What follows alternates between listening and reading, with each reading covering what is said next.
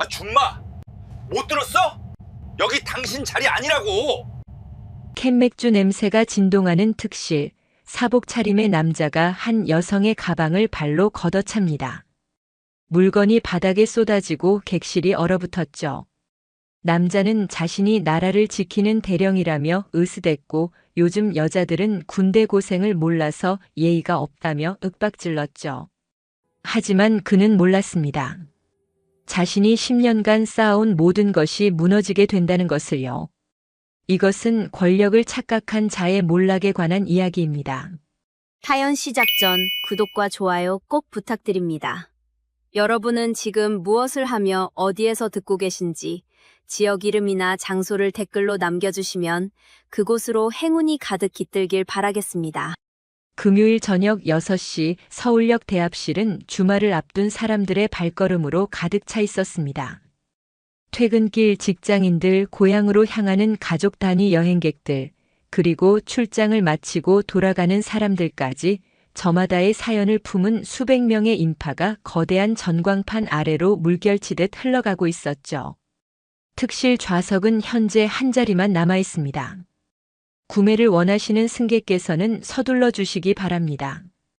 안내 방송이 대합실 천장의 스피커를 통해 울려 퍼지자 매표소 앞에 늘어선 줄이 미세하게 웅성거렸습니다. 금요일 저녁 서울발 대전행 특실이라면 당연히 일찌감치 매진되었을 터인데 마지막 한 자리가 남았다는 건 누군가 예매를 취소했다는 뜻이었습니다. 매표소 앞줄은 이미 20명 가까이 늘어서 있었고 사람들은 저마다 시계를 확인하거나 휴대폰 화면을 들여다보며 자기 차례를 기다리고 있었습니다. 누구 하나 새치기를 하거나 소란을 피우는 사람 없이 그저 묵묵히 한 발씩 앞으로 나아가는 평범한 금요일 저녁의 풍경이었죠. 그때였습니다. 줄 맨 뒤에서 갑자기 굵직한 목소리가 터져 나왔습니다. 아니, 이게 뭔 줄이야. 끝이 안 보이네. 목소리의 주인공은 50대 초반으로 보이는 남자였습니다. 검은색 바람막이 점퍼에 청바지 차림, 어깨에는 군용 배낭처럼 생긴 커다란 가방을 메고 있었고 짧게 깎은 머리카락 사이로 희끗희끗한 흰머리가 섞여 있었죠. 그의 이름은 구본석, 나이 51살 육군 대령이자 군수사령부 보급처장이었습니다. 물론 사복 차림인 지금 그가 현역 군인이라는 사실을 알아볼 수 있는 사람은 아무도 없었습니다. 구본석은 줄 뒤에 서는 대신 옆으로 빠져나와 성큼성큼 앞쪽으로 걸어갔습니다. 그리고 줄 중간쯤에서 마치 원래 자기 자리였다는 듯이 자연스럽게 끼어들었죠. 저기요, 줄 서셔야죠. 바로 뒤에 서 있던 젊은 여성이 조심스럽게 말을 건넸습니다. 그녀의 목소리는 공손했지만 불쾌함을 감추지 못하고 있었죠. 구본석은 고개를 돌려 그 여성을 위아래로 훑어보더니 피식 웃었습니다. 줄? 내가 누군지 알아? 나라 지키느라 고생한 사람이 기차표 하나 사는데 줄을 서라고. 그의 목소리는 일부러 주변에 들으라는 듯 컸고 말투에는 누군가를 가르치려는 듯한 거만함이 가득했습니다. 젊은 여성은 어이없다는 표정을 지었지만 구본석의 험악한 눈빛에 더 이상 말을 잇지 못했죠. 요즘 젊은 것들은 군인에 대한 예의도 모르나 봐. 우리가 밤새 경계에 서고 고생할 때 너희는 뭐 했어? 응? 구본석은 마치 자신이 피해자인 것처럼 목소리를 높였고 주변 사람들은 불편한 시선을 주고받으면서도 선뜻 나서지 못했습니다. 대합실 한복판에서 벌어지는 이 소란에 몇몇 사람들이 발걸음을 멈추고 지켜보기 시작했죠. 매표소 직원이 상황을 감지하고 마이크를 잡았습니다. 승객 여러분, 순서대로 줄을 서주시기 바랍니다. 질서를 지켜주세요. 하지만 구본석은 그 안내 방송조차 무시한 채 오히려 더 큰 목소리로 말했습니다. 나라 지키는 군인이 서서 가야 합니까? 특실 한 자리, 그거 양보 못 받습니까? 이 나라가 군인을 뭘로 보는 거야? 그는 마치 연설이라도 하듯 양팔을 벌리며 주변을 둘러보았고 그 모습은 정당한 권리를 주장하는 사람이라기보다는 자신의 특권을 당연하게 여기는 오만한 자의 모습에 가까웠습니다. 바로 그때 줄 맨 뒤쪽에서 이 광경을 지켜보는 한 여성이 있었습니다. 베이지색 트렌치 코트에 검은색 슬랙스, 단정하게 묶어 올린 머리카락 아래로 드러난 얼굴은 날카로우면서도 차분한 인상을 풍기고 있었죠. 그녀의 이름은 강한나, 나이 46, 육군 소장이자 전략사령부 기획실장이었습니다. 707 특임단 출신의 실전형 지휘관으로 군 내부에서는 냉철한 판단력과 원칙주의로 정평이 나 있는 인물이었죠. 하지만 지금 이 순간 사복 차림의 한나는 그저 평범한 중년 여성처럼 보일 뿐이었습니다. 그녀는 구본석의 난동을 처음부터 끝까지 조용히 지켜보고 있었습니다. 눈썹 하나 까딱하지 않은 채 마치 오래전부터 예상했던 장면을 확인하는 것처럼 담담한 표정이었죠.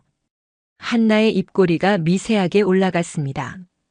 그것은 웃음이라기보다는 쓴웃음에 가까웠고 어쩌면 이미 이 상황의 결말을 예감한 사람만이 지을 수 있는 묘한 표정이었습니다.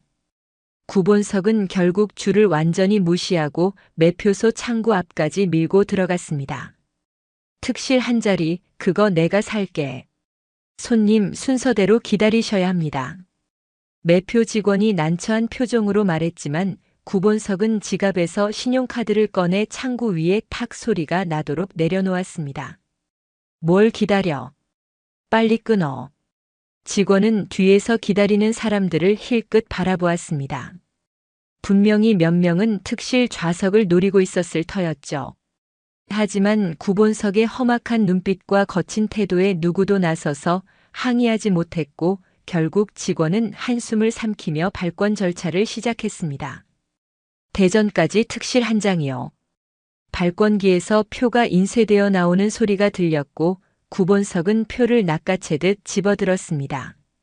그리고 뒤돌아서며 줄 서 있는 사람들을 향해 비웃는 듯한 시선을 던졌죠. 세상은 줄 서서 기다리는 바보들 거 아니야. 먼저 손 내미는 사람이 갖는 거지. 그 말과 함께 구본석은 승강장 방향으로 걸어가기 시작했습니다. 바로 그 순간 한나가 조용히 움직였습니다. 그녀는 줄에서 빠져나와 매표소 창구로 다가갔습니다. 혹시 일반실 좌석 있습니까? 네, 일반실은 여유 있습니다. 그럼 일반실로 한 장 주세요. 한나는 담담하게 표를 끊었습니다. 그녀의 표정에는 아까 특실을 빼앗긴 것에 대한 분노도 억울함도 찾아볼 수 없었습니다. 마치 처음부터 그렇게 될 줄 알았다는 듯, 아니, 어쩌면 이 상황을 기다렸다는 듯한 묘한 침착함이 그녀를 감싸고 있었죠. 한나는 표를 받아들고 승강장으로 향했습니다. 승강장에 도착했을 때 저 멀리서 구본석의 뒷모습이 보였습니다. 그는 특실 칸 앞에서 휴대폰 통화를 하고 있었고 그의 목소리가 바람을 타고 흘러왔습니다. 아, 그래. 주말에 골프 치자고. 내가 대전 가는 길이야. 아까 역에서 좀 기분 잡쳤는데 요즘 세상이 군인을 뭘로 보는지 몰라. 한나는 그 목소리를 들으며 발걸음을 멈추지 않았습니다. 그녀의 시선은 구본석의 배낭에 잠시 머물렀습니다. 배낭 옆면에 희미하게 보이는 군용 마크와 계급장 보관 케이스가 눈에 들어왔죠. 군수사령부. 한나의 눈이 미세하게 좁아졌습니다. 그것은 무언가를 확인했다는 표정이었고 동시에 이미 알고 있던 것을 재확인했다는 표정이기도 했습니다. 그녀는 구본석을 지나쳐 일반실 칸으로 향했습니다. 스쳐 지나가는 순간 구본석이 한나를 힐끗 쳐다보았습니다. 그리고 아까 매표소에서 자신을 지켜보던 여자라는 것을 알아보았는지 비웃는 듯한 표정을 지었죠. 아줌마, 일반실이 저쪽이야. 특실은 이쪽이고. 한나는 발걸음을 멈추고 천천히 고개를 돌렸습니다. 알고 있습니다. 그녀의 목소리는 낮고 차분했지만 그 안에는 형용하기 어려운 무게가 실려 있었습니다. 구본석은 그 무게를 느끼지 못한 채 코웃음만 쳤죠. 알면 됐고. 다음엔 좀 빨리 움직여. 세상은 느린 사람 기다려주지 않거든. 한나는 대꾸하지 않았습니다. 그저 구본석을 한 번 더 바라보았을 뿐이었죠. 그 시선에는 분노도 원망도 없었습니다. 대신 무언가를 측정하는 듯한, 계산하는 듯한 차가운 관찰자의 눈빛이 담겨 있었습니다. 그리고 한나의 입술 끝에 다시 한번 그 비릿한 실소가 스쳤습니다. 이 싸움의 결말을 이미 본 사람만이 지을 수 있는 표정이었죠. 열차 탑승 안내 방송이 울려 퍼지고 한나는 일반실 칸으로 들어갔습니다. 구본석은 의기양양하게 특실 칸으로 향했고 두 사람은 서로 다른 칸에서 각자의 자리를 찾았습니다. 하지만 이 이야기는 여기서 끝나지 않았습니다. 한나는 좌석에 앉아 창밖을 바라보았습니다. 서울역의 불빛이 점점 멀어지고 있었고 열차는 어둠 속으로 미끄러지듯 출발했죠. 그녀의 손가락이 무의식적으로 트렌치코트 안쪽 주머니를 스쳤습니다. 그곳에는 육군 소장의 신분증이 들어 있었지만 한나는 그것을 꺼내지 않았습니다. 아직은 때가 아니었으니까요. 한나는 눈을 감았습니다. 그리고 10년 전 방산 비리로 인한 장비 결함 때문에 전우들을 잃었던 그날의 기억이 스쳐 지나갔습니다. 절차적 한계로 주동자를 처벌하지 못했던 부채감, 그때부터 품어온 신념이 그녀의 가슴 깊은 곳에서 다시 한번 불꽃을 피워 올렸죠. 법과 원칙에 따른 군 기강 확립. 그것이 한나가 이 자리까지 올라온 이유였고 오늘 밤 구본석이라는 인물이 그 신념 앞에 스스로 걸어 들어온 것이었습니다. 열차가 속도를 높이며 밤의 터널로 들어갔습니다. 그리고 이 이야기는 이제 막 시작되고 있었죠. 열차가 서울역을 출발한 지 약 15분이 지났을 무렵 한나는 일반실 좌석에서 조용히 생각에 잠겨 있었습니다. 창밖으로는 서울 근교의 야경이 빠르게 스쳐 지나갔고 객실 안에서는 승객들이 저마다의 방식으로 여유로운 시간을 보내고 있었죠.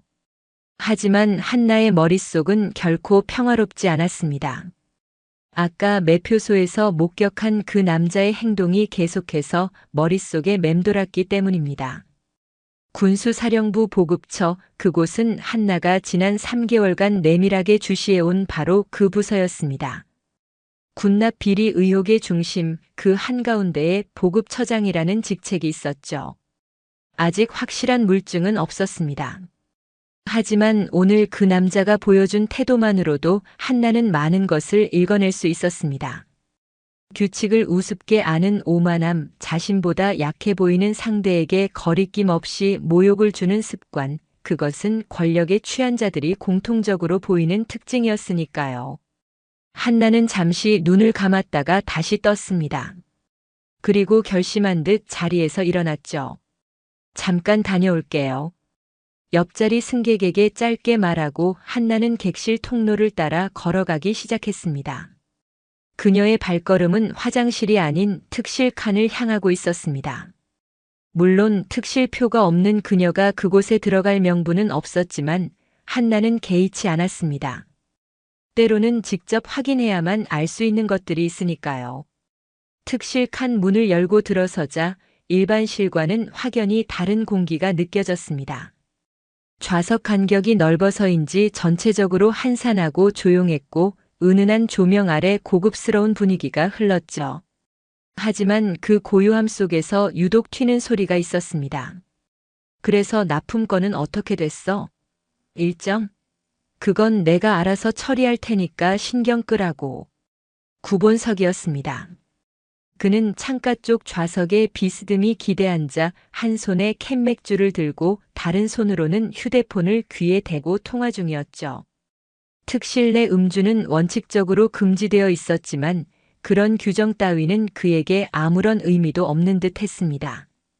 맥주캔 옆에는 이미 빈 캔 하나가 더 놓여 있었고 그의 목소리는 술 기운 탓인지 더욱 거칠고 컸습니다.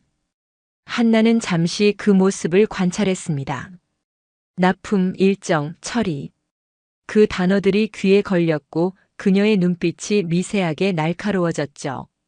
하지만 표정은 여전히 담담했습니다. 한나는 구본석의 좌석에서 두 줄 정도 떨어진 빈자리에 조용히 앉았습니다. 물론 그 자리는 그녀의 좌석이 아니었지만 특실에는 빈자리가 몇 개 있었고 한나는 마치 원래 자기 자리인 것처럼 자연스럽게 앉았죠. 통화가 끝나고 구본석이 휴대폰을 내려놓았을 때 그는 비로소 두 줄 앞에 앉아 있는 한나를 발견했습니다. 아까 매표소에서 자신을 빤히 쳐다보던 그 여자라는 것을 알아보았는지 그의 얼굴에 불쾌한 기색이 스쳤습니다. 뭐야, 아줌마가 왜 여기 있어? 여긴 특실이야. 한나는 대꾸하지 않고 창밖을 바라보았습니다. 마치 그의 말이 들리지 않는다는 듯이요. 그 무반응이 구본석의 자존심을 건드렸습니다. 그는 자리에서 벌떡 일어나 한나 쪽으로 성큼성큼 걸어왔습니다. 그리고 그녀의 좌석 옆에 서서 내려다보며 목소리를 높였죠. 야, 못 들었어? 일반실 표 끄는 거 다 봤거든. 여기 내 자리 아니잖아. 한나는 천천히 고개를 들어 구본석을 올려다보았습니다. 그녀의 표정은 여전히 담담했고 눈빛에는 어떤 감정의 동요도 보이지 않았습니다. 잠깐 앉아 있는 겁니다. 빈자리니까요. 빈자리? 빈자리면 아무나 앉아도 돼? 특실 표값이 얼만데? 구본석은 코웃음을 치며 한나의 좌석 옆 바닥에 놓인 가방을 가리켰습니다. 이것도 치워. 발 뻗을 데가 없잖아. 한나는 가방을 보았습니다. 그것은 좌석 옆에 단정하게 놓여 있었고 통로를 막거나 누군가의 불편을 초래할 위치가 아니었습니다. 가방은 제 좌석 옆에 있습니다. 통로를 막고 있지 않아요. 한나의 목소리는 낮고 차분했습니다. 하지만 그 안에는 한치도 물러서지 않겠다는 단단한 의지가 담겨 있었죠. 그 순간 구본석의 얼굴에 뭔가 다른 감정이 스쳤습니다. 단순한 불쾌함을 넘어 마치 자신의 권위에 도전받았다는 듯한 분노가 떠올랐죠. 그는 평소 자신에게 반박하는 사람을 거의 본 적이 없었습니다. 군에서든 사회에서든 그의 계급과 지위 앞에서 대부분의 사람들은 고개를 숙였으니까요. 야, 아줌마. 구본석의 목소리가 한층 낮아지고 굵어졌습니다. 술이 오른 탓인지 눈가가 붉게 충혈되어 있었고 그 눈빛에는 위협적인 기운이 서려 있었죠. 남편이 누군지 모르겠는데 집에서 교육을 잘못 받았나 봐. 어디서 함부로 말대꾸야. 그는 한나의 좌석 팔걸이를 한 손으로 짚고 얼굴을 가까이 들이밀었습니다. 술 냄새가 코를 찔렀고 한나는 미간을 살짝 찌푸렸지만 시선을 피하지 않았습니다. 한나의 눈빛이 처음으로 미세하게 변했습니다. 담담함 속에 차가운 경멸이 스며들었죠. 하지만 그녀는 여전히 입을 열지 않았습니다. 구본석은 그 침묵을 두려움으로 해석했습니다. 그래서 더욱 기세등등해졌죠. 그는 한나의 가방을 발끝으로 툭 걷어찼습니다. 치우라면 치워. 말귀를 못 알아들어? 가방이 옆으로 넘어지며 안에 있던 물건 몇 개가 바닥으로 쏟아졌습니다. 수첩, 펜 그리고 작은 화장품 파우치가 흩어졌고 특실 안에 다른 승객 몇 명이 고개를 돌려 상황을 지켜보기 시작했습니다. 한나의 손가락이 무의식적으로 움직였습니다. 무릎 위에서 리듬을 타듯 검지와 중지가 번갈아 움직이는 그 동작은 오랜 훈련으로 몸에 밴 버릇이었죠. 707 특임단 시절 작전 투입 전 긴장을 가라앉힐 때 습관적으로 하던 바로 그 동작이었습니다. 한나는 천천히 자리에서 일어났습니다. 그리고 바닥에 떨어진 물건들을 하나씩 주워 담기 시작했죠. 그 동작은 느리고 침착했습니다. 화가 난 사람의 행동이 아니라 무언가를 정확히 기록하고 있는 사람의 행동에 가까웠습니다. 물건을 모두 주워 담은 한나는 가방을 다시 세워두고 자리에 앉았습니다. 그리고 구본석을 똑바로 올려다보며 낮은 목소리로 말했죠. 지금 행동 전부 기록됩니다. 구본석이 멈칫했습니다. 뭐? 기록? 객실 내 폭언, 타인 물품 손괴, 위협적 행동. 전부 기록되고 있습니다. 한나의 목소리는 여전히 낮았지만 그 안에 담긴 무게감은 이전과 확연히 달라져 있었습니다. 그것은 참고 있는 사람의 목소리가 아니었습니다. 상황을 통제하려는 사람, 아니, 이미 통제하고 있는 사람의 목소리였죠. 마지막 경고입니다. 그 말이 끝나자 특실 안의 공기가 순간적으로 얼어붙었습니다. 승무원 한 명이 뒤늦게 상황을 감지하고 다가오고 있었고 주변 승객 중 몇 명은 슬쩍 휴대폰을 꺼내 들었습니다. 하지만 구본석은 그 변화를 감지하지 못했습니다. 아니, 감지했어도 무시했을지도 모릅니다. 술기운과 자존심이 그의 판단력을 완전히 마비시킨 상태였으니까요. 경고. 내가 나한테 경고를 해? 그의 목소리가 떨리기 시작했습니다. 분노로 인한 떨림이었죠. 야, 내가 누군지 알아? 나 대령이야, 대령. 이 나라 국방을 책임지는 사람이라고. 아줌마 같은 민간인이 감히 누구한테 경고야? 그는 거의 고함에 가까운 목소리로 외쳤습니다. 입에서는 술 냄새가 더욱 짙게 풍겼고 충혈된 눈에는 이성을 잃은 광기가 서려 있었죠. 한나는 대꾸하지 않았습니다. 그저 구본석의 눈을 똑바로 바라보고 있을 뿐이었죠. 그 시선에는 두려움도 분노도 없었습니다. 오직 냉정한 관찰자의 눈빛만이 있었습니다. 손님, 무슨 일이시죠? 승무원이 다가와 조심스럽게 물었습니다. 구본석이 먼저 대답했습니다. 이 아줌마가 특실 표도 없이 와서 자리 차지하고 앉아 있어. 당장 내보내. 승무원이 난처한 표정으로 한나를 바라보았습니다. 한나는 담담하게 말했죠. 잠시 앉아 있었습니다. 지금 돌아가려던 참이에요. 한나는 가방을 들고 자리에서 일어났습니다. 상황을 더 키우지 않으려는 듯한 차분한 행동이었죠. 하지만 구본석은 그것을 굴복으로 해석했습니다. 그래, 처음부터 그럴 것이지. 주제 파악 좀 하고 살아. 한나는 대꾸하지 않고 통로를 향해 걸어갔습니다. 바로 그때였습니다. 구본석이 손을 뻗어 한나의 팔을 잡으려 했습니다. 한나가 멈춰 섰고 천천히 고개를 돌려 구본석을 바라보았죠. 손 치우세요. 한나의 목소리는 낮았지만 그 안에 담긴 경고는 칼날처럼 날카로웠습니다. 구본석은 비웃었습니다. 뭐? 대화 중에 가면 어떡해. 내가 아직 할 말이 남았다고. 그는 다시 손을 뻗었습니다. 이번에는 한나의 어깨를 잡으려는 것인지 밀치려는 것인지 알 수 없는 동작이었습니다. 어느 쪽이든 그것은 명백한 신체적 위협이었죠. 한나의 눈빛이 순간적으로 변했습니다. 그것은 더 이상 참고 있는 사람의 눈빛이 아니었습니다. 상황을 판단하고 위협을 평가하고 대응을 결정하는 오랜 실전 경험으로 단련된 전사의 눈빛이었죠. 그 모든 과정이 찰나의 순간에 이루어졌습니다.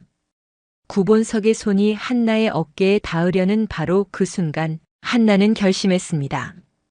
더 이상 물러서지 않기로요. 구본석의 손이 한나의 어깨를 향해 뻗어오는 순간 시간이 느려지는 것 같았습니다. 한나의 눈에는 그 손의 궤적이 마치 느린 화면처럼 또렷하게 보였습니다. 손가락의 각도, 손목의 기울기, 팔꿈치의 위치까지 모든 것이 선명하게 인식되었죠. 그것은 수천 번의 훈련과 실전 경험이 만들어낸 본능적인 반응이었습니다. 707 특임단에서 보낸 시간들이 그녀의 몸에 새겨놓은 것은 단순한 기술이 아니었습니다. 위협을 감지하고 상황을 판단하고 최적의 대응을 결정하는 일련의 과정이 의식보다 먼저 작동하는 본능, 그것이야말로 진짜 능력이었죠. 구본석의 손끝이 한나의 어깨에 닿기 직전 한나의 몸이 움직였습니다. 동작은 놀라울 정도로 간결했습니다. 한나는 상체를 살짝 틀면서 구본석의 손목을 잡았고 그 힘을 이용해 자연스럽게 그의 팔을 비틀었습니다. 과장된 몸짓도 불필요한 힘도 없었습니다. 마치 물이 흐르듯 자연스러운 동작이었죠. 하지만 그 결과는 결코 부드럽지 않았습니다. 구본석의 입에서 짧은 비명이 터져 나왔습니다.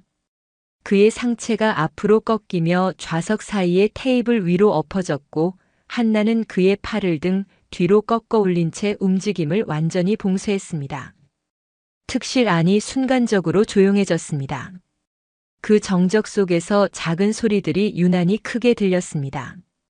구본석이 마시다 놓친 캔맥주가 테이블에서 굴러 바닥으로 떨어지며 쨍그랑 소리를 냈고 남은 맥주가 카펫 위로 흘러내렸죠. 누군가의 의자가 삐걱거리며 뒤로 밀렸고 객실 어딘가에서 침을 삼키는 소리가 들렸습니다. 에어컨 바람 소리마저 멈춘 것 같았고 오직 구본석의 거친 숨소리만이 객실 안을 가득 채웠습니다. 객실 안전을 위협하는 인원 제압 중입니다. 한나의 목소리가 그 정적을 깨뜨렸습니다. 낮고 차분했지만 객실 전체에 분명하게 들리는 목소리였죠. 이게 뭐야? 나라고. 구본석이 이를 악물며 외쳤습니다. 하지만 그의 목소리에서는 아까의 위압감은 온데간데 없었습니다. 가만히 계세요. 움직이면 팔이 다칩니다. 나 대령이야, 대령. 군인한테 이러면 어떻게 되는지 알아? 구본석이 목을 돌려 한나를 올려다보며 소리쳤습니다. 한나는 잠시 그를 내려다보았습니다. 그리고 낮은 목소리로 말했습니다. 그 계급 지금 아무 의미 없습니다. 그 말에 구본석의 눈이 흔들렸습니다. 잠시 후 그의 표정이 이상하게 변했죠. 고통과 분노 사이에서 뭔가 다른 감정이 떠올랐습니다. 믿을 수 없다는 표정, 이건 현실이 아니라는 듯한 눈빛이었습니다. 이건 뭔가 잘못된 거야. 아줌마가 지금 뭘 하는지 모르는 거지. 그의 목소리가 떨리기 시작했습니다. 곧 풀려나. 이런 거 오래 못 가. 누가 보면 어떡해. 구본석은 고개를 돌려 주변을 둘러보았습니다. 그리고 승객 중 몇 명이 휴대폰을 들고 있는 것을 발견했죠. 그의 얼굴이 창백해졌습니다. 야야, 찍지 마. 찍으면 안 돼. 그제야 현실이 밀려들어오기 시작한 것이었습니다. 이것이 꿈이 아니라는 것, 자신이 정말로 제압당의 테이블에 엎어져 있다는 것, 그리고 그 장면이 기록되고 있다는 것을요. 승무원이 뒤늦게 정신을 차리고 다가왔습니다. 저기요, 무슨 일이? 이 남성이 저에게 신체적 위협을 가했습니다. 폭행 시도입니다. 다른 승객분들은 자리에서 움직이지 마세요. 한나의 말은 간결하고 명확했습니다. 승무원은 고개를 끄덕이며 허리춤에서 무전기를 꺼냈습니다. 그리고 정해진 매뉴얼대로 버튼을 누르며 말했죠. 본부. 특실 3호차입니다. 코드 옐로우 승객 간 물리적 충돌 발생. 현재 상황 통제 중이며 다음 정차역 인계 요청합니다. 오버. 무전기에서 지직거리는 소리와 함께 응답이 돌아왔습니다. 3호차 수신. 천안 아산역 도착 시각 확인, 역무실 및 철도 경찰 대기 조치하겠습니다. 상황 유지 바랍니다. 오버. 공식적인 절차가 시작되자 구본석의 태도가 급격히 변했습니다. 야, 잠깐. 철도 경찰? 그건 좀. 내가 좀 과했어. 대화로 해결하자, 응? 거칠던 말투가 갑자기 유순해졌습니다. 합의하자. 합의. 원하는 게 뭐야? 합의 같은 건 없습니다.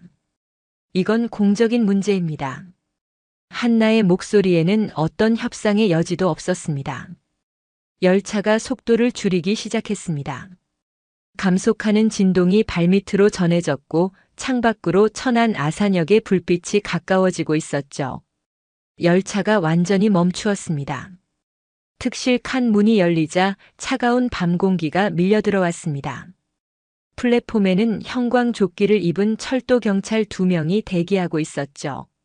한나는 구본석의 팔을 잡은 채 천천히 그를 일으켜 세웠습니다.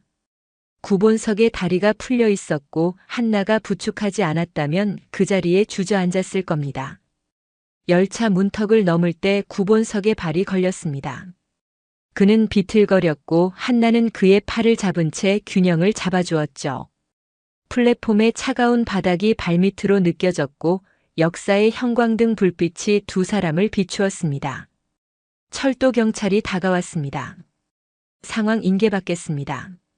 한나는 간결하게 경위를 설명했고 철도 경찰은 고개를 끄덕이며 구본석의 양팔을 잡았습니다. 일단 영무실로 모시겠습니다. 구본석은 끌려가면서도 계속 뒤를 돌아보았습니다. 대체 저 여자가 누구이기에 어떻게 자신을 이렇게 만들 수 있는 건지. 하지만 한나는 그의 시선을 외면한 채 열차로 돌아갔습니다. 특실칸에 다시 올라선 한나는 승객들의 시선 속에서 작게 고개를 숙여 인사했습니다. 그리고 아무 말 없이 자신의 가방을 집어들고 일반실 칸으로 돌아갔죠. 열차가 다시 출발했습니다. 한나는 자신의 좌석에 앉아 창밖을 바라보았습니다. 천안 아산역의 불빛이 점점 멀어지고 있었죠. 하지만 한나는 알고 있었습니다. 이것은 끝이 아니라 시작이라는 것을요.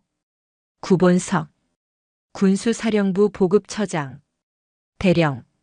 한나의 손이 트렌치코트 안쪽 주머니로 향했습니다. 그곳에는 여전히 육군 소장의 신분증이 들어 있었지만 그녀는 아직 그것을 꺼내지 않았습니다. 아직은 때가 아니었으니까요. 천안 아산역 영무실은 형광등 불빛 아래 차갑게 빛나고 있었습니다. 구본석은 영무실 한쪽 구석에 마련된 의자에 앉아 있었습니다. 양손은 무릎 위에 올려놓은 채였지만 손가락이 미세하게 떨리고 있었죠. 아까까지의 오만함은 온데간데 없었고 그의 얼굴에는 당혹감과 분노, 그리고 그 아래 숨겨진 불안감이 뒤섞여 있었습니다. 철도 경찰 2명이 그를 지키고 서 있었고 영무원 1명이 서류를 정리하고 있었습니다. 영무실 문 앞에는 한나가 서 있었죠. 신분증 확인 좀 하겠습니다. 철도 경찰 중 1명이 구본석에게 말했습니다. 구본석은 마지못해 지갑에서 신분증을 꺼냈습니다. 군인 신분증이었죠. 철도 경찰이 그것을 받아들고 확인했습니다. 구본석 육군 대령 군수사령부 보급처장. 철도 경찰이 소리내어 읽었고 그 순간 영무실 안의 공기가 미묘하게 변했습니다. 대령이라는 계급은 민간인들에게 결코 가볍지 않은 무게를 가지고 있었으니까요. 구본석은 그 변화를 감지했습니다. 그의 어깨가 조금 펴졌고 목소리에 다시 힘이 들어가기 시작했죠. 보다시피 나는 현역 군인이야. 이 나라 국방을 책임지는 사람이라고. 이런 사소한 일로 이렇게까지 할 필요가 있나? 그는 철도 경찰을 바라보며 말했습니다. 아까와는 달리 여유를 되찾으려는 듯한 말투였죠. 열차 안에서 좀 언성이 높아진 건 인정해. 하지만 그건 상대방이 먼저 시비를 걸었기 때문이야. 나는 피해자라고. 구본석은 한나를 힐끗 쳐다보며 말했습니다. 그의 눈에는 여전히 분노가 남아 있었지만 이제는 상황을 자신에게 유리하게 끌고 가려는 계산이 더해져 있었죠. 저 여자가 특실 표도 없이 들어와서 자리를 차지하고 앉아 있었어. 내가 규정대로 나가라고 했더니 오히려 덤벼든 거야. 이건 명백한 폭행이야, 폭행. 철도 경찰은 난처한 표정을 지었습니다. 대령이라는 계급이 주는 압박감 때문인지 아니면 상황 판단이 어려워서인지 알 수 없었지만 그들의 태도가 조금씩 흔들리는 것이 보였죠. 구본석은 그 틈을 놓치지 않았습니다. 내가 군 법무관에게 연락하면 이게 어떻게 되는지 알아? 민간인이 현역 군인을 폭행한 거야. 이건 군사법원 관할이 될 수도 있어. 그의 목소리가 점점 커졌고 자신감도 함께 차오르고 있었습니다. 계급과 지위, 그것이 그에게 얼마나 큰 방패가 되어 주었는지 다시금 확인하는 순간이었죠. 그러니까 여기서 조용히 마무리하자. 내가 그냥 넘어가 줄 테니까. 어때? 구본석은 마치 자신이 관대한 결정을 내리는 것처럼 말했습니다. 바로 그때 영무실 안에서 지금까지 침묵을 지키고 있던 한나가 천천히 움직였습니다. 그녀는 영무실 문 앞에서 한 발짝 안으로 들어섰습니다. 그리고 트렌치코트 안쪽 주머니에서 무언가를 꺼냈죠. 신분증이었습니다. 한나는 아무 말 없이 그것을 철도 경찰에게 건넸습니다. 철도 경찰은 의아한 표정으로 그것을 받아들었고 신분증을 펼쳐 확인했습니다. 그 순간 철도 경찰의 얼굴이 굳어졌습니다. 강한나 육군 소장, 전략사령부 기획실장. 철도 경찰이 읽은 그 문장은 영무실 안의 공기를 완전히 얼어붙게 만들었습니다. 소장. 대령보다 2계급 위. 별 하나가 아니라 별 2개. 구본석의 얼굴에서 혈기가 빠져나갔습니다. 마치 누군가 그의 등 뒤에서 찬물을 끼얹은 것처럼 그의 몸 전체가 순간적으로 경직되었죠. 뭐라고? 그의 목소리가 갈라졌습니다. 한나는 철도 경찰에게서 신분증을 돌려받아 다시 주머니에 넣었습니다. 그리고 천천히 구본석을 향해 돌아섰죠. 그녀의 표정은 여전히 담담했습니다. 분노도 승리감도 보이지 않았습니다. 오직 차갑고 건조한 시선만이 구본석을 향해 있었죠. 대령. 한나가 입을 열었습니다. 그 한마디에 구본석의 어깨가 움찔했습니다. 아까 말했지. 그 계급 지금 아무 의미 없다고. 한나의 목소리는 낮고 차분했지만 그 안에 담긴 무게감은 영무실 전체를 짓누르는 것 같았습니다. 이제 의미가 생겼나? 구본석의 입술이 파르르 떨렸습니다. 그는 무언가 말하려 했지만 목구멍에서 소리가 나오지 않았죠. 아까까지 큰 소리로 떠들던 그 입이 이제는 굳게 다물어져 있었습니다. 철도 경찰들은 서로 눈짓을 교환했습니다.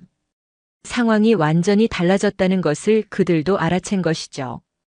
아까까지 대령에게 주눅 들어있던 그들의 태도가 눈에 띄게 바뀌었습니다. 장군님. 구본석이 겨우 입을 열었습니다. 아까까지 아줌마라고 불렀던 그 입에서 장군님이라는 호칭이 나왔죠. 그의 목소리는 떨리고 있었고 눈동자는 불안하게 흔들리고 있었습니다. 저는 몰랐습니다. 정말 몰랐어요. 만약 알았다면. 한나가 그의 말을 끊었습니다. 알았다면 어땠을 건데? 그 새치기를, 그 폭언을, 그 위협을 안 했을 건가?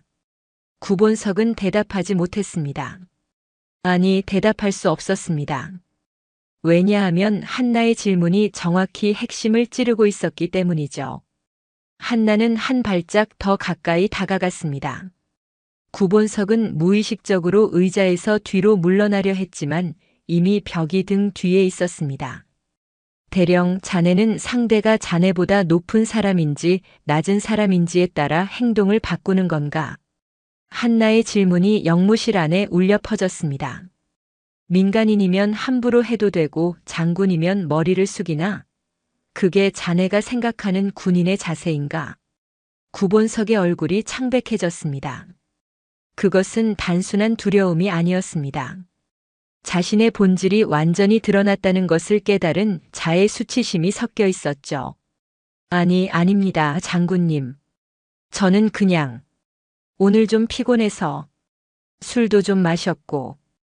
구본석이 변명을 늘어놓기 시작했습니다. 하지만 그 변명은 점점 궁색해졌고 결국 그는 말끝을 흐리며 고개를 떨구었죠. 한나는 그런 그를 잠시 내려다보았습니다. 10년 전 방산 비리로 인한 장비 결함 때문에 전우들을 잃었을 때 한나는 분노했습니다. 당시 그 비리에 연루된 자들 중 일부는 지금도 군 내부에서 승승장구하고 있었죠. 절차적 한계로 주동자들을 처벌하지 못했던 그때의 부채감이 한나를 여기까지 이끌어왔습니다. 분노만으로는 아무것도 바꿀 수 없다는 것을 그녀는 알았습니다. 시스템 안에서 시스템을 통해 바로 잡아야 한다는 것을요. 그래서 그녀는 더 높이 올라갔고 더 큰 권한을 얻기 위해 원칙과 절차를 무기로 삼아 한 걸음씩 전진했습니다. 그리고 지금 구본석이라는 인물이 그녀 앞에 스스로 걸어 들어온 것이었습니다. 한나는 시선을 거두고 철도 경찰을 바라보았습니다. 이거는 군 내부에서 처리하겠습니다. 협조해 주셔서 감사합니다. 철도 경찰은 고개를 끄덕였습니다. 네, 알겠습니다. 장군님께서 처리하신다면. 한나는 다시 구본석을 바라보았습니다. 대령. 네, 장군님. 구본석이 허둥지둥 대답했습니다. 지금부터 내가 하는 말 잘 들어. 한나의 목소리는 여전히 낮았지만 그 안에는 어떤 반박도 허용하지 않는 단호함이 담겨 있었습니다. 자네의 오늘 행동은 군인으로서, 아니 인간으로서 용납될 수 없는 것이야. 하지만 나는 이걸 개인적인 감정으로 처리하지 않겠어. 구본석의 눈이 희미하게 빛났습니다. 혹시 봐주겠다는 뜻인가 하는 기대가 스친 것이죠. 하지만 한나의 다음 말이 그 기대를 산산조각 냈습니다. 나는 이걸 공적인 절차에 따라 처리할 거야. 자네가 오늘 한 행동만이 아니라 자네가 그동안 해온 모든 것들을 말이야. 구본석의 얼굴이 다시 창백해졌습니다. 그게 무슨... 군수사령부 보급처장. 자네 부서에서 지난 2년간 처리한 군납건들, 그 내역을 내가 모를 것 같나? 한나의 말에 구본석의 눈이 커졌습니다. 그의 얼굴에 공포가 스쳤죠. 나는 자네를 3개월 전부터 주시하고 있었어. 오늘 만난 건 우연이지만 이 우연이 자네의 본색을 확인시켜줬어. 한나는 한 발짝 물러섰습니다. 열차로 돌아가겠어. 자네도 원래 목적지로 가도 좋아. 하지만 기억해. 월요일 아침 자네 책상 위에 출석 요구서가 놓여 있을 거야. 구본석은 아무 말도 하지 못했습니다. 그의 몸 전체가 얼어붙은 것처럼 굳어 있었죠. 한나는 더 이상 그를 쳐다보지 않았습니다. 그녀는 영무실 문을 열고 밖으로 나갔고 차가운 밤 공기가 그녀의 얼굴을 스쳤습니다. 플랫폼에는 다음 열차를 기다리는 승객 몇 명이 서 있었습니다. 한나는 그들 사이를 지나 승강장 끝으로 걸어갔죠. 밤하늘에는 별이 떠 있었습니다. 한나는 잠시 그 별들을 올려다보았습니다. 10년 전 잃은 전우들의 얼굴이 스쳐 지나갔습니다. 그들은 결함 있는 장비 때문에 죽었고 그 장비를 납품한 자들은 아직도 떵떵거리며 살고 있었죠. 구본석은 그 카르텔의 일원이었고 오늘 그가 보여준 행동은 빙산의 일각에 불과했습니다. 한나는 눈을 감았습니다. 분노만으로는 아무것도 바꿀 수 없어. 하지만 절차와 원칙, 그것은 바꿀 수 있어. 그녀는 다시 눈을 떴습니다. 그리고 다가오는 열차의 불빛을 바라보았죠. 밤 9시가 넘은 시각이었지만 대전역은 여전히 사람들로 붐비고 있었습니다. 주말을 앞둔 금요일 저녁 귀향객들과 출장객들이 뒤섞여 흘러가는 평범한 풍경이었죠. 하지만 한나의 머릿속은 전혀 평범하지 않았습니다. 역 광장을 가로질러 걸으면서 한나는 휴대폰을 꺼냈습니다. 화면에는 부재중 전화 3통과 문자 메시지 2개가 표시되어 있었죠. 모두 같은 발신자였습니다. 서도진 육군 소령 전략사령부 부관. 한나의 직속 부하이자 가장 신뢰하는 실무자였습니다. 한나는 잠시 발걸음을 멈추고 통화 버튼을 눌렀습니다. 신호음이 2번 울리기도 전에 상대방이 전화를 받았습니다. 소장님, 전화 안 받으셔서 걱정했습니다. 도진의 목소리에는 안도감과 함께 긴장감이 섞여 있었습니다. 열차에서 일이 좀 있었어. 지금 대전역이야. 네, 알겠습니다. 무슨 일이 있으셨습니까? 한나는 잠시 주변을 둘러보았습니다. 역 광장 한쪽에 인적이 드문 벤치가 보였고 그녀는 그쪽으로 걸어가며 말을 이었죠. 군수사령부 보급처장 구본석 대령, 알지? 전화기 너머로 잠시 침묵이 흘렀습니다. 네, 압니다. 3개월 전부터 내부 첩보 수집 대상이었습니다. 오늘 그자를 직접 만났어.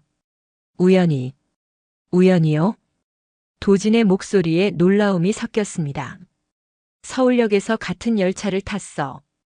그리고 그자가 나한테 시비를 걸었지. 한나는 벤치에 앉으며 오늘 있었던 일을 간략하게 설명했습니다. 매표소에서의 새치기, 특실에서의 폭언과 위협, 제압과 영무실 인계, 그리고 신분 공개까지. 도지는 중간중간 짧은 감탄사를 내뱉으며 들었습니다. 그래서 지금 그자는 어떻게 됐습니까? 천안 아산역에서 풀어줬어. 원래 목적지로 가라고 했지. 풀어주셨다고요? 도진의 목소리에 의아함이 담겼습니다. 지금 잡아봤자 소용없어. 오늘 일만으로는 기껏해야 품위유지 위반 정도야. 내가 원하는 건 그게 아니야. 한나의 목소리가 낮아졌습니다. 구본석은 빙산의 일각이야. 그 뒤에 있는 것들, 군납 비리, 보급품 횡령, 뒷돈 거래, 그게 진짜 목표야. 오늘 일은 그 시작점을 앞당긴 것뿐이야. 전화기 너머로 도진이 숨을 고르는 소리가 들렸습니다. 소장님, 그러면 지금부터 어떻게 하시렵니까? 한나는 잠시 밤하늘을 올려다보았습니다. 대전역 광장의 조명 때문에 별은 잘 보이지 않았지만 그녀의 눈에는 뭔가 다른 것이 보이는 것 같았습니다. 오래전부터 그려온 그림, 수년간 준비해온 계획, 그것이 이제 현실로 움직이기 시작하는 순간이었죠. 도진아, 네 소장님. 지금부터 내가 말하는 대로 해. 기록 남기고 절차대로 진행해. 한나의 목소리가 단호하게 변했습니다. 그것은 더 이상 피해자의 목소리가 아니었습니다. 지휘관의 목소리, 작전을 개시하는 사령관의 목소리였죠. 첫째, 오늘 열차 내에서 있었던 일에 대한 공식 보고서를 작성해. 내가 직접 피해자 겸 목격자로 진술서를 쓸 거야. 시간, 장소, 행위 내용, 증인 확보 가능 여부까지 전부 기록해. 알겠습니다. 둘째, 그동안 수집한 군수사령부 보급처 관련 첩보 전부 정리해서 수사본부로 이첩할 준비를 해. 구본석 개인이 아니라 부서 전체 감찰 요청이야. 도진이 잠시 말을 멈췄습니다. 소장님, 그건 상당히 큰 건이 됩니다. 군수사령부면 장태식 중장 라인 아닙니까? 장태식. 그 이름이 나오자 한나의 눈빛이 미세하게 변했습니다. 장태식 중장은 군 내부에서 상당한 영향력을 가진 인물이었습니다. 공식적으로는 청렴한 이미지를 유지하고 있었지만 그 아래에서 움직이는 라인들은 결코 깨끗하지 않았죠. 구본석은 그 라인의 일원이었고 보급처장이라는 자리는 그 라인이 심어놓은 요충지였습니다. 알아. 그래서 더 확실하게 해야 해. 한나의 목소리에는 흔들림이 없었습니다. 장태식 중장에게는 내가 직접 연락할 거야. 사전 통보 차원에서. 귀관이 키운 부하가 선을 넘었으니 법대로 처리하겠다고. 직접 연락하신다고요? 피하거나 숨어서 할 일이 아니야. 정면으로 가야 해. 그래야 그쪽에서도 함부로 움직이지 못해. 한나는 자리에서 일어섰습니다. 셋째, 월요일 아침까지 구본석에게 출석 요구서를 보내. 공식 감찰 조사 대상자로. 그리고 같은 날 보급처 전체에 특별 감사 통보를 해. 동시에요? 동시에. 그래야 증거 인멸할 시간을 주지 않아. 도진은 잠시 침묵했습니다. 그가 머릿속으로 이 모든 것의 규모와 파장을 계산하고 있다는 것을 한나는 알 수 있었습니다. 소장님, 이건 상당한 반발이 예상됩니다. 장태식 중장뿐만 아니라 그 라인에 연결된 사람들이 한둘이 아닙니다. 알아. 그래도 하시겠습니까? 한나는 대전역 광장을 가로지르며 걸었습니다. 사람들이 그녀 옆을 스쳐 지나갔지만 그녀의 시선은 오직 전방만을 향하고 있었죠. 도진아, 나는 10년을 기다렸어. 그녀의 목소리가 낮아졌습니다. 그 안에는 오랫동안 눌러왔던 무언가가 담겨 있었죠. 10년 전 장비 결함 때문에 내 부하들이 죽었어. 그 장비를 납품한 업체, 그 업체와 짜고 검수를 통과시킨 군 내부 인간들, 그때 나는 그들을 처벌하지 못했어. 절차적 한계라는 말 뒤에 숨은 비겁함 때문이었지.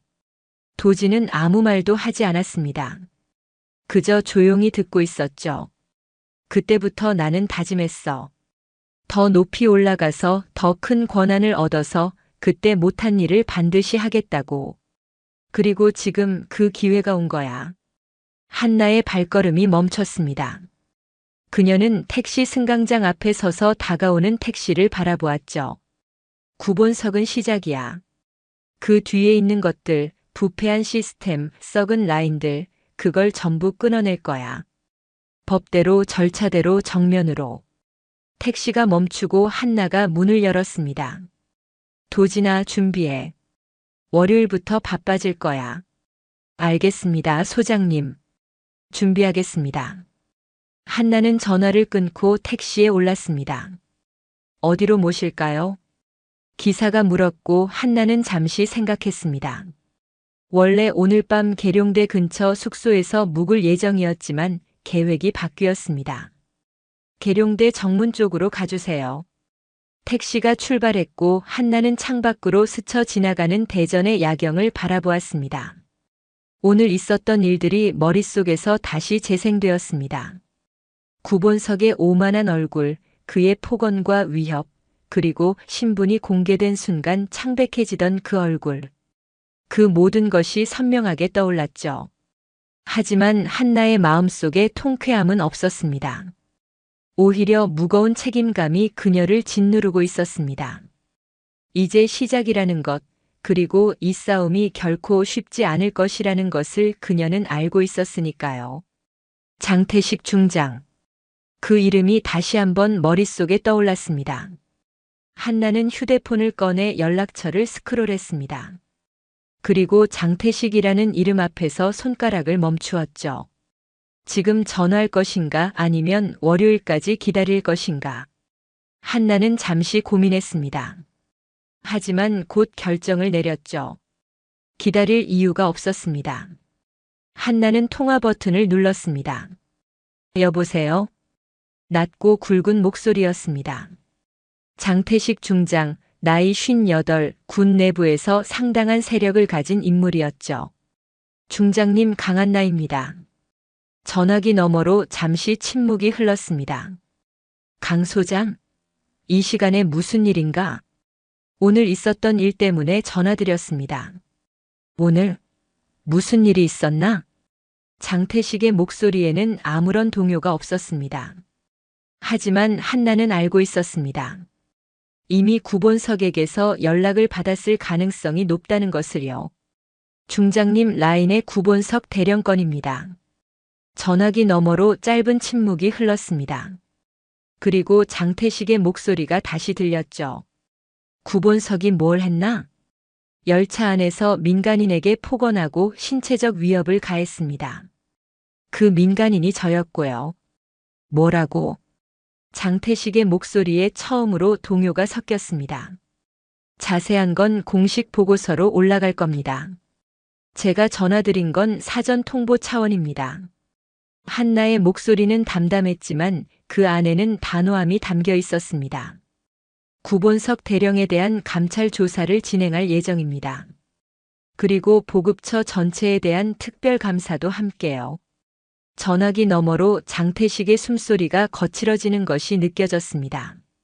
강 소장, 지금 무슨 소리를 하는 건가? 열차에서 말다툼 좀 했다고 감찰 조사에 특별 감사까지. 말다툼이 아닙니다. 폭행 시도입니다. 그리고 이건 오늘 일만의 문제가 아닙니다. 무슨 뜻인가? 중장님도 아시지 않습니까? 보급처에서 지난 2년간 무슨 일들이 있었는지. 전화기 너머로 짧은 침묵이 흘렀습니다. 그 침묵 속에서 한나는 장태식이 계산하고 있다는 것을 느낄 수 있었습니다. 어떻게 대응할 것인지, 어떻게 이 상황을 수습할 것인지를요. 강 소장. 장태식의 목소리가 낮아졌습니다. 자네가 뭘 하려는지 알 것 같네. 하지만 잘 생각해.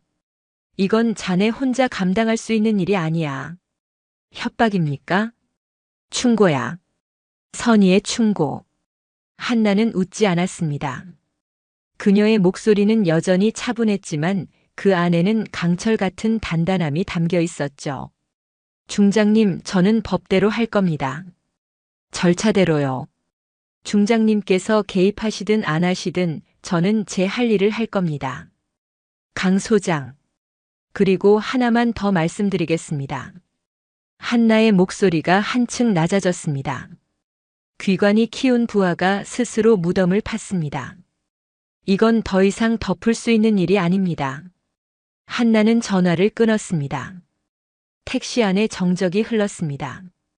기사는 아무 말도 하지 않았고 한나는 창밖을 바라보며 깊은 숨을 내쉬었죠. 선전포고가 끝났습니다. 이제 진짜 싸움이 시작되는 것이었습니다. 대전역 승강장에 열차가 미끄러지듯 들어섰습니다. 밤 9시를 넘긴 시각이었지만 금요일 저녁의 대전역은 여전히 사람들로 붐비고 있었습니다. 귀향객들, 출장을 마친 직장인들, 주말 여행을 떠나는 가족들이 플랫폼 위를 분주하게 오가고 있었죠. 하지만 승강장 한쪽에는 평범하지 않은 풍경이 펼쳐져 있었습니다. 검은 정장 차림의 남자 4명이 열차 도착 지점 앞에 일렬로 서 있었습니다. 그들의 허리춤에는 권총집이 보였고 가슴에는 육군본부 군사경찰이라고 적힌 신분증이 걸려 있었죠. 표정은 무덤처럼 굳어 있었고 시선은 곧 열릴 열차 문을 향해 고정되어 있었습니다. 주변 승객들이 그 광경을 보며 수군거리기 시작했습니다. 저 사람들 뭐야? 군사경찰이래. 누구 잡으러 온 거 아냐? 열차 문이 열렸습니다. 한나가 먼저 내렸고 그 뒤를 구본석이 따랐습니다. 아니, 따랐다기보다는 끌려 나왔다는 표현이 더 정확했죠. 구본석의 얼굴은 창백했고 눈동자는 불안하게 흔들리고 있었습니다. 천안 아산역에서 다시 열차에 오른 이후로 그는 한마디도 하지 못했습니다. 한나가 전화로 누군가에게 지시를 내리는 것을 들었고 그 내용이 무엇을 의미하는지 짐작할 수 있었기 때문이죠. 군사경찰 수사관 중 한 명이 앞으로 나섰습니다. 구본석 대령입니까? 구본석은 대답하지 못했습니다. 입술만 파르르 떨릴 뿐이었죠. 군 기강 문란 및 품위 유지 의무 위반 혐의로 동행을 요청합니다.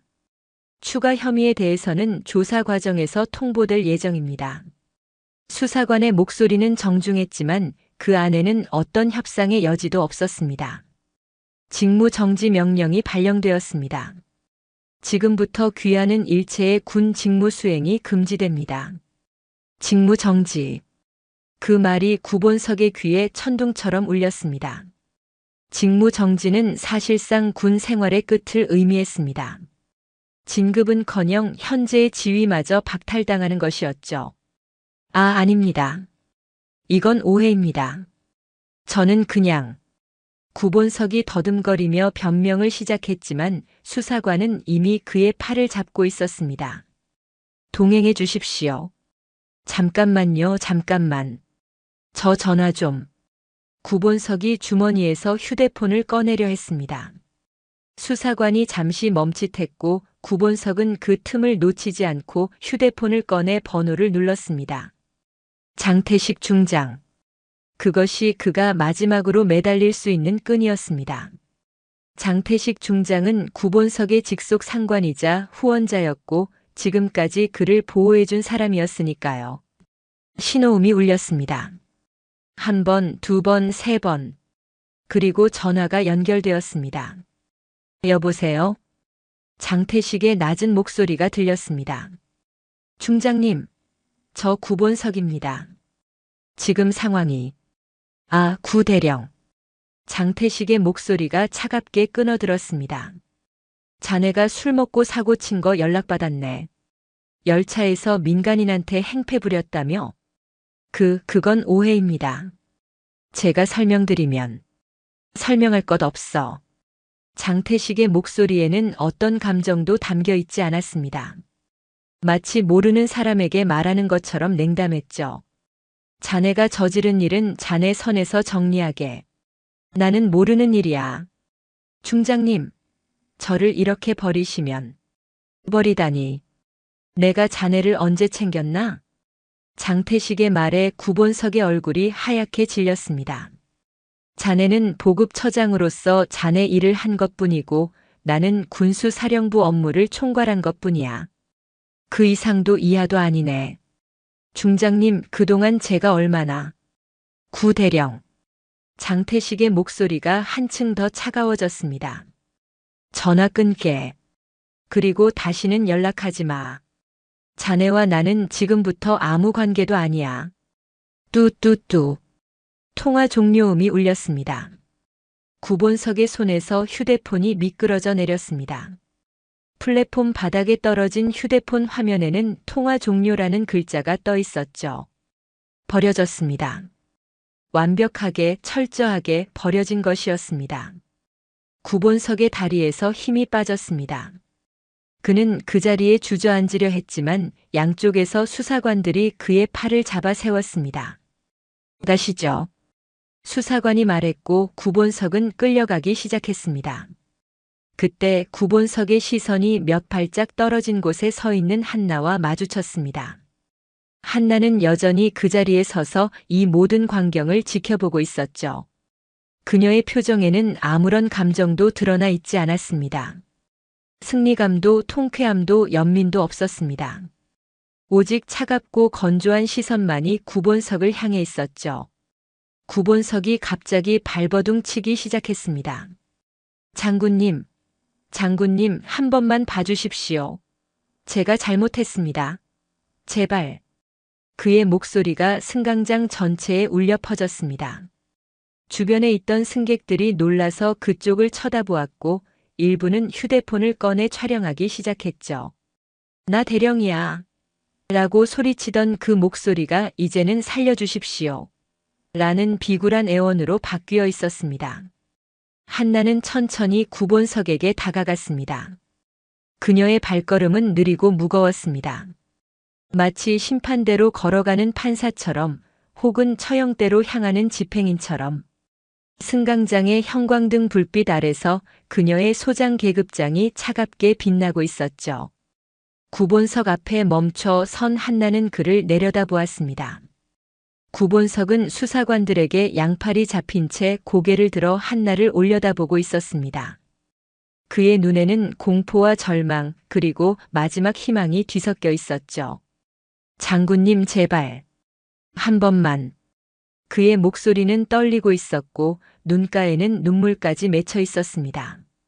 한나는 잠시 그를 바라보았습니다. 10년 전 방산 비리로 인한 장비 결함 때문에 전우들을 잃었을 때 한나도 이렇게 무릎 꿇고 빌었을지도 모릅니다. 제발 그들을 처벌해달라고, 제발 정의를 세워달라고. 하지만 그때 아무도 그녀의 말을 들어주지 않았죠. 그리고 지금 10년이 지나 상황이 완전히 뒤바뀌었습니다. 한나는 낮고 차가운 목소리로 말했습니다. 대령, 국민 앞에서 그 말할 자격은 이미 잃었어. 그 한마디가 구본석의 마지막 희망을 산산조각 냈습니다. 구본석의 얼굴이 일그러졌습니다. 그는 더 이상 말을 잇지 못했고 그저 축 늘어진 채 수사관들에게 끌려가기 시작했습니다. 딸깍. 차가운 금소금이 울렸습니다. 수갑이 채워지는 소리였죠.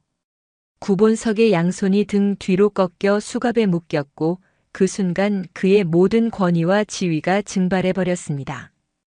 대령이라는 계급, 보급처장이라는 직책, 장태식 중장의 측근이라는 배경, 그 모든 것이 한순간에 사라져버린 것이죠. 수사관들이 구본석을 이끌고 승강장을 가로질러 걸어갔습니다. 주변 승객들이 그 광경을 지켜보고 있었고 일부는 휴대폰으로 촬영하며 수군거렸습니다. 저 사람 군인이래. 뭔 짓을 했길래. 대령이라던데, 어휴. 구본석은 고개를 푹 숙인 채 끌려갔습니다. 불과 몇 시간 전만 해도 나라 지키는 군인이 서서 가야 합니까? 라고 큰 소리치던 그 남자가 이제는 수갑을 찬 채 수치스럽게 끌려가고 있었습니다. 한나는 그 뒷모습을 지켜보았습니다. 통쾌함보다는 씁쓸함이 먼저 찾아왔습니다. 구본석 한 사람을 잡는 것으로 모든 것이 해결되는 것은 아니었으니까요. 그의 뒤에는 장태식 중장이 있었고 장태식 뒤에는 또 다른 인물들이 있었습니다. 구본석은 빙산의 일각에 불과했죠. 하지만 시작이었습니다. 첫 번째 돌이 굴러가기 시작한 것이었습니다. 한나는 뒤를 돌아 열차로 향했습니다. 그녀는 아직 서울로 가야 했고 이번 주말 동안 다음 단계를 준비해야 했습니다. 장태식과의 대면, 보급처 전체 감사, 그리고 더 큰 그림을 그리기 위한 계획들이 그녀를 기다리고 있었죠. 열차에 다시 오른 한나는 자신의 좌석에 앉아 창밖을 바라보았습니다. 대전역의 불빛이 점점 멀어지고 있었고 구본석이 끌려간 방향은 이미 어둠 속에 가려져 보이지 않았습니다. 한나의 눈이 잠시 감겼습니다. 10년 전의 그날이 떠올랐습니다. 작전 중 장비 결함으로 전우들이 쓰러지던 그날, 그녀는 분노와 슬픔에 몸부림쳤습니다. 하지만 그 분노는 절차의 벽 앞에서 무력했고 결국 아무도 처벌받지 않았죠. 그때 한나는 다짐했습니다. 더 높이 올라가겠다고, 더 큰 권한을 얻겠다고, 그리고 언젠가 반드시 그들에게 대가를 치르게 하겠다고. 그 다짐을 품고 10년을 버텼습니다. 그리고 오늘 그 다짐의 첫 번째 결실을 맺은 것이었습니다. 한나는 눈을 떴습니다. 창밖으로 어둠이 흘러가고 있었고 열차는 서울을 향해 달려가고 있었습니다. 아직 끝나지 않았습니다. 하지만 분명히 확실히 시작되었습니다. 한나의 입꼬리가 미세하게 올라갔습니다. 그것은 웃음이라기보다는 결의에 가까운 표정이었죠. 다음은 장태식이었습니다. 구본석이 끌려간 뒤 특실 칸 안에는 묘한 정막이 흘렀습니다. 승객들은 아직도 멍한 표정으로 그 자리에 앉아 있었습니다. 방금 전까지 눈앞에서 벌어진 일이 믿기지 않는다는 듯 서로의 얼굴을 바라보며 어찌할 바를 모르고 있었죠. 아까 그 남자가 끌려갈 때 마지막으로 전화를 걸었던 장면이 모두의 머릿속에 선명하게 남아 있었습니다. 구본석은 수갑이 채워지기 직전 울먹이는 목소리로 누군가에게 전화를 걸었습니다. 장태식 중장, 그가 마지막으로 매달린 끈이었죠. 하지만 전화기 너머에서 돌아온 것은 차가운 목소리뿐이었습니다. 누구신데 저한테 전화를 하십니까? 모르는 번호군요. 그것이 구본석이 들은 마지막 대답이었습니다. 자신이 목숨처럼 따르던 상관, 자신을 보호해 줄 것이라 믿었던 권력이 한순간에 그를 버린 것이었죠. 구본석의 얼굴에서 마지막 남은 희망의 빛이 사라지는 것을 승객들은 모두 목격했습니다. 그리고 지금 그가 사라진 자리에는 오직 무거운 침묵만이 남아 있었습니다. 한나는 특실 칸 입구에 서서 그 풍경을 바라보고 있었습니다. 그녀의 표정은 여전히 담담했지만 그 안에는 복잡한 감정이 흐르고 있었죠.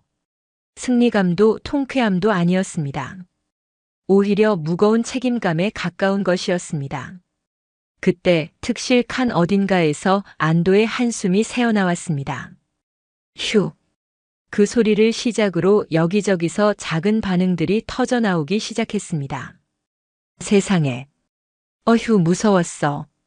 저런 사람이 대령이었다니. 승객들이 작은 목소리로 속삭이기 시작했고 그 속삭임은 점점 커져갔습니다. 근데 저분 소장이시래. 뭐? 저 여자분이? 어쩐지 기백이 다르더라. 아까 그 남자 제압할 때 보셨어요? 순식간이었잖아. 세상에, 저분이 진짜 장군님이었어? 승객들의 시선이 한나에게 쏠렸습니다. 그 시선에는 놀라움과 함께 존경의 빛이 담겨 있었죠. 그때 객실 뒤쪽에서 누군가 조심스럽게 박수를 치기 시작했습니다. 처음에는 한 사람이었습니다. 하지만 곧 옆 사람이 따라 쳤고 그 옆 사람도 따라 쳤습니다. 박수 소리는 점점 커져서 객실 전체로 퍼져나갔죠. 하지만 한나는 손을 들어 그 박수를 멈추게 했습니다. 괜찮습니다. 그만하셔도 됩니다. 그녀의 목소리는 낮고 차분했습니다. 박수 소리가 멈추고 다시 정적이 흘렀죠. 한나는 객실 안쪽으로 천천히 걸어 들어갔습니다. 그리고 승객들을 향해 가볍게 묵례하며 말했습니다. 군인의 본분을 잊은 인원으로 인해 불편을 드려 죄송합니다. 그 말에 승객들의 표정이 변했습니다.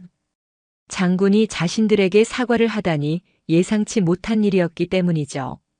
한나는 말을 이었습니다. 우리 군은 결코 이런 모습을 묵인하지 않겠습니다. 오늘 일은 정식 절차에 따라 엄정하게 처리될 것이며 다시는 이런 일이 발생하지 않도록 하겠습니다. 그녀의 목소리에는 무게감이 있었습니다. 그것은 단순한 사과가 아니라 약속이었고 선언이었죠. 객실 안의 분위기가 달라졌습니다. 아까까지의 긴장과 불안은 사라지고 그 자리에 안도와 신뢰가 채워지기 시작했습니다. 한 중년 여성이 조심스럽게 말했습니다. 장군님 감사합니다. 저희가 뭘 어떻게 해야 할지 몰랐거든요. 저런 사람한테 대들기도 무섭고. 한나는 그 여성을 향해 고개를 끄덕였습니다. 당연히 해야 할 일을 한 것뿐입니다. 편히 가십시오. 한나는 자신의 가방을 집어들고 객실을 나서려 했습니다. 저기 장군님. 뒤에서 누군가 불렀습니다. 한나가 돌아보자 젊은 남성 하나가 손을 들고 있었죠. 혹시 악수 한 번만 해주실 수 있을까요? 저 예비군인데 오늘 정말 감동받았습니다. 한나는 잠시 멈칫했습니다. 그리고 작은 미소를 지으며 그에게 다가가 손을 내밀었죠. 고마워. 건강히 다녀. 짧은 악수였지만 그 순간 객실 안의 분위기가 완전히 바뀌었습니다. 차갑고 무서운 장군이 아니라 따뜻하고 인간적인 지휘관의 모습이 사람들의 마음에 새겨진 것이죠. 한나는 다시 묵례하고 특실 칸을 나섰습니다. 복도를 걸어 일반실 칸으로 돌아가는 동안 한나는 깊은 숨을 내쉬었습니다. 긴장이 풀리면서 몸에 쌓여있던 피로가 밀려왔지만 아직 쉴 때가 아니었습니다. 열차가 다시 움직이기 시작했습니다. 한나는 자신의 좌석에 앉지 않고 연결 통로 창가에 서서 어둠 속으로 스쳐 지나가는 풍경을 바라보았습니다. 밤하늘에 별이 떠 있었고 멀리서 도시의 불빛이 반짝이고 있었죠. 휴대폰이 울렸습니다. 화면에 뜬 이름은 서도진 소령이었습니다. 한나의 직속 부관이자 가장 신뢰하는 참모였죠. 소장님 상황 보고드립니다. 도진의 목소리에는 긴장감이 담겨 있었습니다. 구본석 대령 신병 확보 완료했습니다. 현재 육군본부 영창으로 이송 중입니다. 알겠어. 다음 단계 준비해. 네, 그리고 장태식 중장 측에서 움직임이 있습니다. 아까 구본석 대령 전화를 끊은 직후 보급처 관련 서류들을 급히 정리하라는 지시가 내려갔다고 합니다. 한나의 눈이 좁아졌습니다. 증거인멸이군. 그렇습니다. 어떻게 하시겠습니까? 한나는 잠시 생각했습니다. 그리고 차갑고 단호한 목소리로 말했죠. 보급처 관련 서류 전부 확보해. 오늘 밤 안으로. 필요하면 긴급 압수수색 영장 청구하고. 알겠습니다. 바로 진행하겠습니다. 그리고 도진아. 네, 소장님. 장태식 중장과 면담 일정 잡아. 내일 오전으로. 전화기 너머로 잠시 침묵이 흘렀습니다. 도진이 놀란 것이 느껴졌죠. 직접 만나시겠습니까? 정면으로 가야 해. 피해봤자 소용없어. 알겠습니다. 일정 조율해서 보고드리겠습니다. 한나는 전화를 끊고 다시 창밖을 바라보았습니다. 장태식 중장. 그 이름이 머릿속에 맴돌았습니다. 구본석은 시작에 불과했습니다. 진짜 목표는 그 뒤에 있는 것들, 군납 비리의 뿌리, 썩은 카르텔의 핵심이었죠. 장태식은 그 카르텔의 중심에 있었습니다. 공식적으로는 청렴한 이미지를 유지하고 있었지만 그 아래에서 움직이는 라인들은 결코 깨끗하지 않았습니다. 구본석은 그 라인의 말단에 불과했고 오늘 그가 처참하게 버려진 것은 장태식이 꼬리 자르기에 들어갔다는 증거였죠. 하지만 한나는 그것을 허용하지 않을 생각이었습니다. 꼬리만 잘라서는 안 됩니다. 뿌리째 뽑아야 합니다. 그것이 10년간 기다려온 한나의 목표였고 오늘 그 목표를 향한 첫 발을 내디딘 것이었습니다. 열차가 터널에 들어갔습니다. 창밖이 어두워지고 유리창에 한나의 얼굴이 반사되어 비쳤습니다. 그녀는 그 얼굴을 잠시 바라보았습니다. 피곤해 보였습니다. 하지만 그 눈빛만큼은 여전히 날카롭고 단단했죠. 내일 장태식과 마주할 것입니다. 그리고 그에게 말할 것입니다. 10년 전 결함 있는 장비 때문에 죽어간 병사들의 이야기를, 그 아이들의 군복에 담겨 있던 무게를, 그리고 그 무게를 이제 돌려줄 때가 되었다는 것을. 터널을 빠져나오자 다시 밤하늘이 보였습니다. 이제 시작이야. 그 말을 속으로 되뇌며 그녀는 다음 전투를 준비했습니다. 일주일이 지났습니다. 그 일주일 동안 군 내부에서는 조용하지만 거대한 지각 변동이 일어나고 있었습니다. 군수사령부 보급처에 대한 특별감사가 진행되었고 구본석 대령은 직위해제와 함께 본격적인 수사 대상이 되었죠. 그가 자백한 내용들은 예상보다 훨씬 광범위했고 그 여파는 보급처를 넘어 군수사령부 전체로 퍼져나가고 있었습니다. 장태식 중장은 아직 공식적인 조사 대상이 아니었습니다. 하지만 그의 주변이 하나둘씩 무너지고 있었고 그 압박감은 점점 커지고 있었죠. 언론에서도 군납 비리 의혹에 대한 보도가 나오기 시작했고 국방부 감찰실에서도 움직임이 감지되었습니다. 한나는 그 모든 상황을 지켜보면서도 서두르지 않았습니다. 급하게 움직이면 실수가 생기고 실수가 생기면 빠져나갈 틈을 주게 됩니다.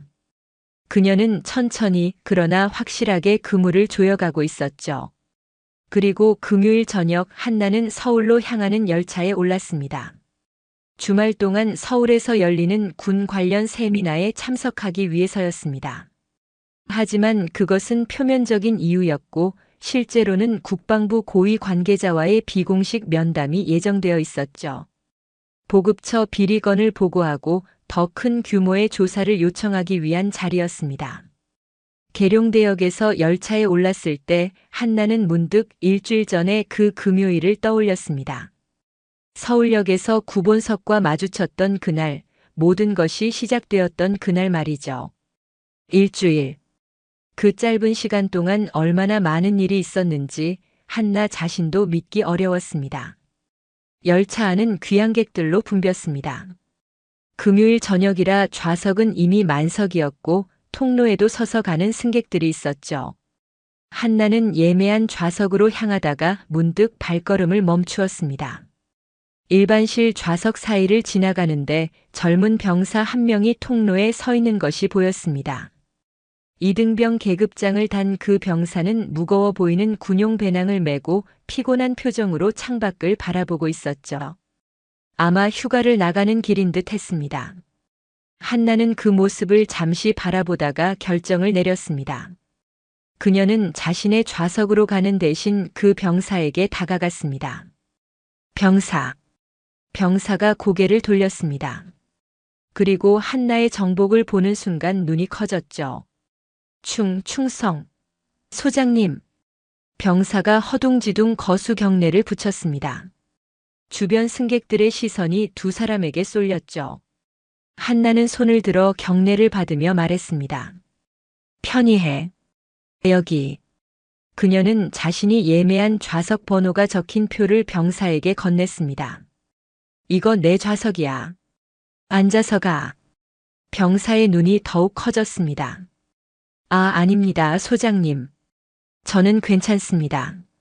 서서 가도. 명령이야. 한나의 목소리는 부드러웠지만 단호했습니다. 휴가 나가는 거지. 집에 도착하면 부모님 뵙고 맛있는 거 먹고 푹 쉬어야지. 피곤한 상태로 가면 안 돼. 병사는 어찌할 바를 몰라 했습니다. 장군이 자신에게 좌석을 양보한다는 것은 그의 군 생활에서 상상도 못한 일이었으니까요. 하지만 소장님께서 서서 가시면 나는 괜찮아. 오늘은 서서 가고 싶어. 한나는 미소를 지었습니다. 진심이 담긴 따뜻한 미소였죠. 가서 앉아. 그리고 휴가 잘 보내. 병사는 잠시 망설이다가 결국 고개를 숙여 인사했습니다. 감사합니다, 소장님. 충성. 그는 한나가 건넨 표를 들고 좌석을 향해 걸어갔습니다. 한나는 그 뒷모습을 바라보다가 통로 한쪽에 자리를 잡았습니다. 입석. 일주일 전 구본석이 그녀에게 했던 말이 떠올랐습니다. 아줌마는 입석이나 타라. 그때 그녀는 실제로 일반실표를 끊고 입석으로 갈 뻔했죠. 하지만 오늘은 달랐습니다. 오늘 그녀는 스스로 입석을 선택한 것이었습니다. 열차가 출발했습니다. 한나는 창밖으로 스쳐 지나가는 풍경을 바라보았습니다.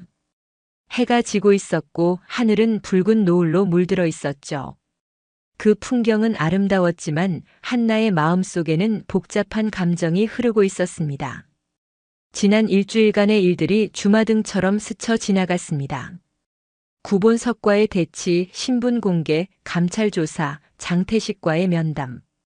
그 모든 순간들이 한나에게는 무겁고도 의미 있는 시간이었습니다.